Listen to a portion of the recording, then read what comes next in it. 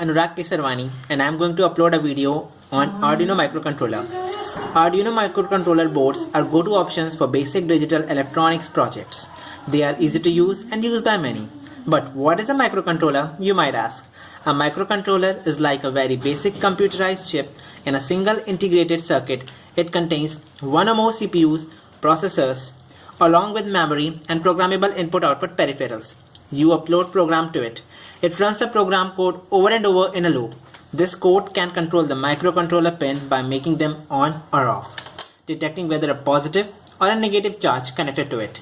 The chip itself uses the additional external component to provide timing, USB and power support.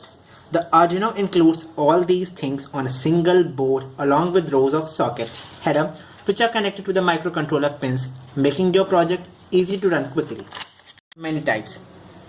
There are many flavors available to it, but we are getting to start with Arduino Uno. It is the most common model and used by as the project requirement.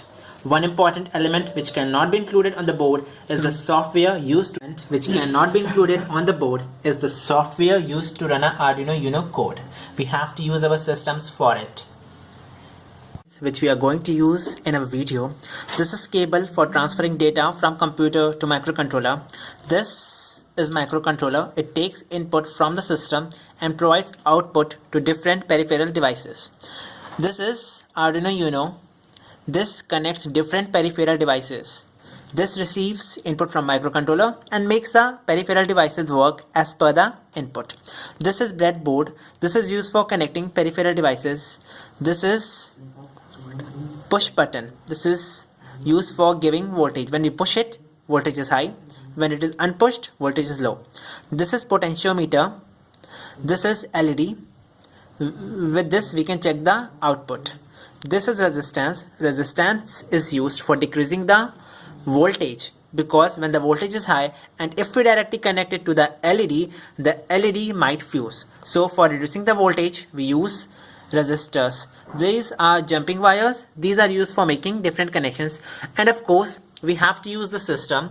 In this we write the code and make it execute on the microcontroller. Example, let we want to flash an LED connected to pin 3. Instead of, we tell the Arduino to use the pin in the output mode so that it can provide power to LED. Then in the loop I will turn the power on or high. We can see that we have two modes, void setup and void loop. In void setup our code runs only once, whereas in loop it runs number of times. In void we tell which port to be selected as input or output, and in void loop we tell what to do with that port. Of using microcontroller as an output, in void setup mode we have set the input 3 as the output port. So whatever input is given to the microcontroller, it takes it as an output for pin 3. And in void loop we have set digital write to 3 high, and then we delayed it for 500 nanoseconds, which means for half a second our LED will blink for half a second and it will be high, and then we have set it to low for 500 nanoseconds, which means it will then remain unblinked for half a second. And now we are going to show you how our code works. So we connect pin 3 as the output. Here's pin 3 and we connect it, and now you can see that our LED has started blinking for half a second and then remains unblinked for another half a second, and the cycle continues as we have written this code in the void loop section of the main code. Example of using a pin in output mode. And what output? Input mode. The simplest form of input hardware is the momentary push button. I will connect one side of button to 5-volt pin and the other side to pin 7. In the code to use microcontroller as an input. Here we have used pin 3 as an output for the LED and pin 7 as an input to the microcontroller. Depending upon the input given to microcontroller via momentary push button, the LED blinks or unblinks. I have connected one side of push button to pin 7 and the other side to pin 4. And now we are going to show you how it works. Now we are going to load this code to the microcontroller and see how it decodes it and takes the input from momentary push button.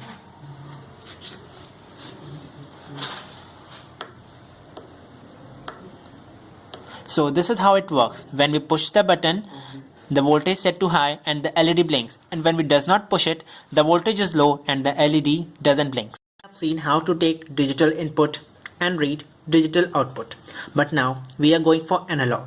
Analog changes its value from one value to the other. So how does analog can be taken as input? Here we have written the code. We have changed it a little. In the while loop, you can see that we have used port value is equals to analog read 0 and analog write equals to 3 comma port value by 4. Here what we have used 3 suggests from which analog pin we have to take the input. Here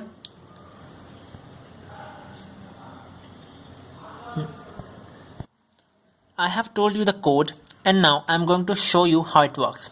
Here we have given the 5 volt and we have connected to it to the ground, and now we have taken this to the one terminal of the potentiometer, and we have taken input from A3 to the other port of potentiometer, and whatever the output of potentiometer is, we have taken it to the central pin and then have given it to the LED, and the other end of the LED is connected to the ground. So on the one end it has the output of potentiometer as the input, and on the other hand it is connected to the ground. So now if we are going to load it to the microcontroller, and now here it is loaded. Now we are going to rotate it and see what does it have effect on the LED.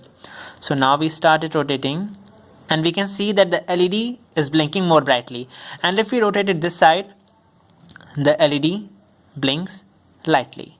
So this is what a code does. Used LED to take input of analog type. Here we can also use sensors which can have the input of analog type.